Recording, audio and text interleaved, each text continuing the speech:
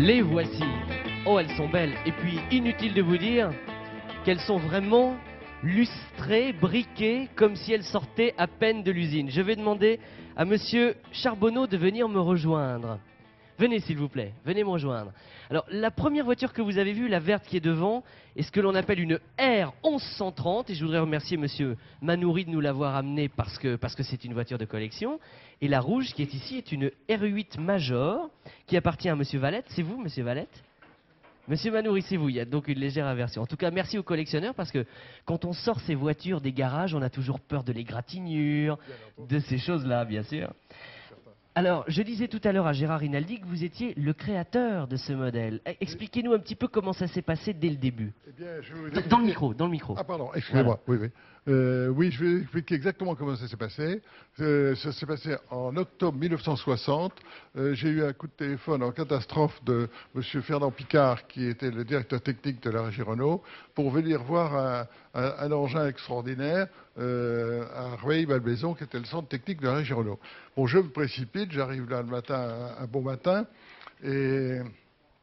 Là, avec M. Picard et Dreyfus, nous allons voir dans un atelier spécial une voiture. Et ils me disent, qu'est-ce que vous en pensez? Alors évidemment, il est certain que j'ai regardé, j'ai fait le tour, et je me suis aperçu qu'on ne pouvait pas faire grand-chose avec ça, puisque le service commercial avait refusé de la vendre. Donc, pour vous dire tout de suite que ça n'allait pas très bien. Ah oui. Alors ils ont dit, écoutez, on est super pressés, et il faut que vous nous fassiez ça. Vous avez 1 mois de délai. J'ai écouté 1 mois, refaire entièrement une voiture en 1 mois, il n'y a pas moyen de faire autrement. C'est, je crois, la voiture qui a été créée dans les délais les plus rapides. Ah oui, oui. On m'a même dit qu'il n'y avait pas eu, ce qui est exceptionnel, pas d'essai en soufflerie, de choses de ce genre-là. Même pas un croquis, rien. Elle était faite entièrement à la main, grâce aux compagnons carrossiers du Loire, qui étaient des excellents tauliers, et qui ont réalisé cette voiture dans des conditions extraordinaires. Alors, ces images vous ramènent quelques années en arrière, monsieur Charbonneau. Des bons souvenirs. C'est au moment de la présentation, ce sont les films de promotion, c'est ça? J'étais du reste un des tout premiers à sortir avec une R8 dans Paris. Je crois même le premier. Il faut dire que cette voiture est née très précisément un 22 juin 1962. C'est en fait pour commémorer commémorer ces 30 ans que nous sommes là aujourd'hui. C'est ça, sa commercialisation en fait, puisque en réalité elle était née en fin octobre 60. C'est ça. Enfin pour la forme générale, elle était née Quelles étaient les innovations techniques à l'époque? En quoi était-elle vraiment différente? Elle était différente surtout de par sa forme, elle était différente par sa disposition. Son moteur n'avait pas du tout la même disposition que la Dauphine, dont elle héritait immédiatement, et très lointaine la 4 chevaux. Alors, nous avons vu ces deux-là, il y a aussi la R8 Gordini. Alors ça, la R8... Je crois, si vous voulez bien, nous allons aller sur le plateau, rejoindre celle qui est là au milieu, parce que c'est un des emblèmes de la voiture de sport française, on peut le dire. Je crois qu'elle a fait rêver beaucoup de jeunes, cette voiture. Et vous pouvez applaudir le créateur des voitures dont nous vous parlons depuis tout à l'heure, monsieur Charbonneau. Là, nous sommes en route pour un beau voyage. Après la route, alors voici la R8 Gordini. C'est celle de monsieur Marie, c'est bien ça? Bonjour, monsieur Marie. Alors, celle-ci, elle est plus puissante que les autres, plus originale aussi? C'est-à-dire que si vous permettez, je vais vous donner l'origine exacte de cette voiture. Quand M. Dreyfus et Picard m'ont demandé de faire cette voiture-là, je dois dire que je suis arrivé à Rueil avec une voiture de sport. Et quand ils ont vu ça, ils ont dit, pas question que vous nous fassiez une voiture de sport, nous voulons une voiture populaire, la petite voiture tranquille, qui passe inaperçue, et surtout pas de voiture de sport. D'ailleurs, le petit film le montrait bien, on voyait toute la famille réunie autour de la voiture, ça devait être très familial. Exactement, c'était ça le thème de la publicité à l'époque, que j'ai bien connu, qui s'est fait du reste en Espagne, entre parenthèses. Toutes les photos des premières R8 ont été faites en Espagne. Et justement, c'était pour montrer la famille, etc.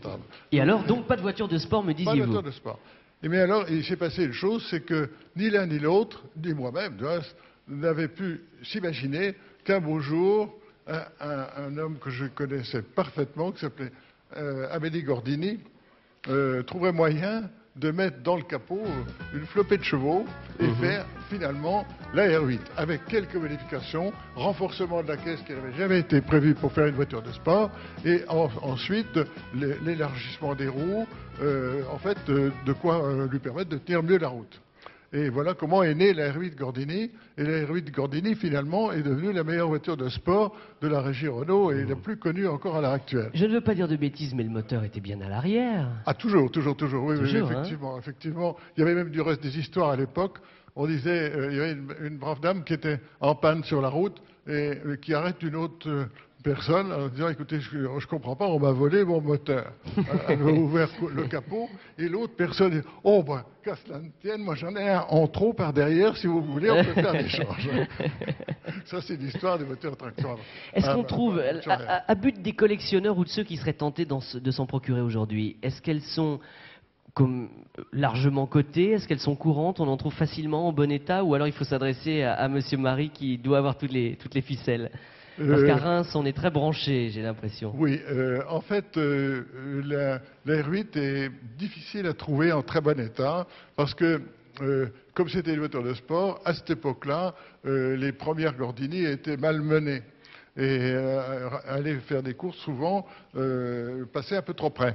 Alors il y a eu beaucoup de Gordini en mauvais état. Et quant à la R8 normale ou la R8 Major, c'est un peu la même chose. À cette époque-là, on n'y faisait pas attention. Donc et c'est dommage. Beaucoup se sont dégradés. Et voilà, aujourd'hui, une voiture normale, on la trouve pour quel prix à peu près? Pour quelle somme? En bon état? C'est difficile.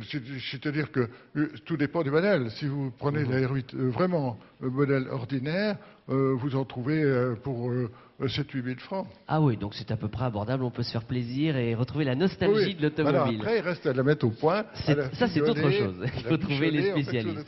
Aujourd'hui, je vous le disais, nous avons fêté les 30 ans de cette voiture. C'est une bien belle jeune fille en tout cas. Et à Reims, il y a là-bas Car, qui est en quelque sorte un club qui affectionne particulièrement ce modèle. À l'occasion de ses 30 ans, il y aura une grande fête dans quelques jours autour de la R8. Merci Monsieur Charbonneau.